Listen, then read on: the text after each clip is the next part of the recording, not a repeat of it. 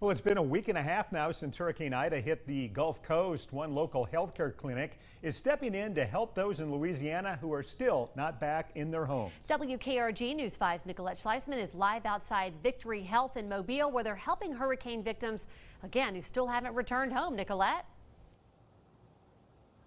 Yeah, that's right, Devin. Pete, there are still several hurricane evacuees here in Mobile, and Victory Health has said that they are ready to help all of those evacuees with their health care needs.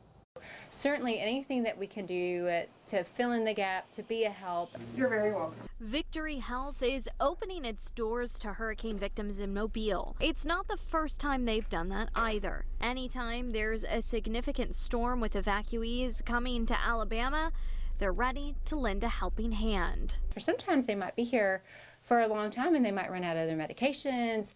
Something might have happened to where they need to see a doctor. Maybe they need to speak to a counselor for everything that they've been through. And anything that we can help with during this time, since they've been through so much, we certainly want to do that. Victory Health is a nonprofit medical practice that serves adults without health insurance.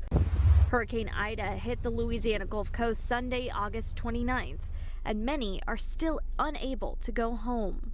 Victory Health staff have already had some evacuees reach out for help. They were busy getting everything else ready, getting out the door, and it could be just one of those things that, like, oh my goodness, my refill is back at my pharmacy in New Orleans and I'm not there. We have the resources here. We certainly want to help during this time. The clinic says they're ready for anyone who needs them. If you are taking care of, evacuee family and you find that they have a need, definitely send them our way.